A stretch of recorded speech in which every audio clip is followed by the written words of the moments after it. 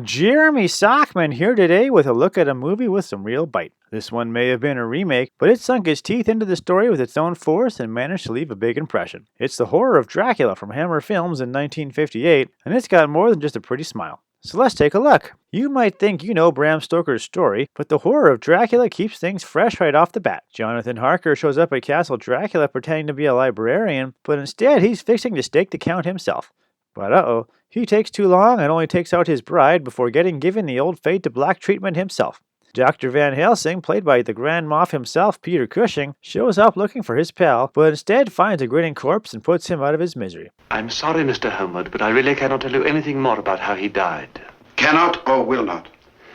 Whichever you wish. From there, he's off looking for the Count, who's gone after Harker's fiancée for some revenge. But the doc's too late, as she's already felt the big guy's bite and gone bye-bye.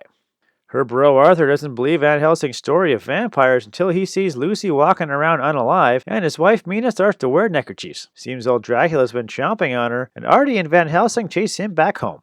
Lucky for them, the Count's watch was broken and he didn't pay attention to the time. So, spoiler alert, Van Helsing opens up the drapes and turns him into dust. And there end his existence forever. Now, the horror of Dracula keeps it pretty true to title. It's totally about horror and Dracula, so kudos for truth in advertising. But the horror of Dracula is also something more. This is a movie that's a warning to all women against hooking up with rich older dudes. Christopher Lee, despite being younger in 1958, is still pretty old. He's got loads of cash and a sweet mansion on a hill. He's also busy getting busy with lots of fresh babes. You might think he's just biting their necks, but that would be forgetting the censorship rules of the 1950s, and ignoring the obvious signs that we're only seeing the foreplay of his Count style. You said I was come back to Madam, so I came up here, and he looked like the devil!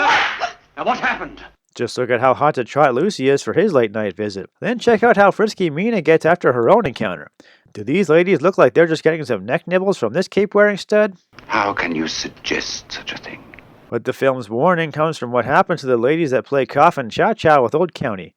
They die. Their life is literally drained from them. He loves them and leaves them. On to the next one. He's only after some sweet virgin action, and when he's done, so are they. They're left withered, old, alone, and dead. Why didn't I listen to you? This would never have happened.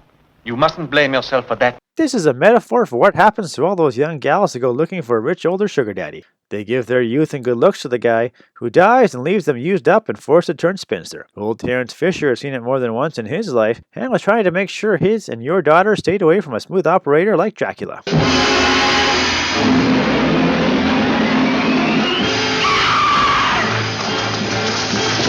So in the end, well, the horror of Dracula is going to give you exactly what you want, including both scenes of horror and scenes of Dracula. It's also a great flick to show any gals you know that might be thinking of hooking up with a big shot suffering from a midlife crisis. I'm Jeremy Sockman, and I'm giving Hammer Films' horror of Dracula my seal of approval. Thank God. Yes, it's very good. Drac's back.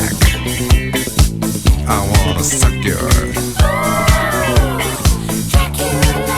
Drac's back. I wanna suck your. I'm gonna wait for you on Saturday night. I'm gonna give your neck a great big bite. You try and find me in the mirror, and I'm nowhere in sight. When you wake up Sunday, you will look a terrible fright.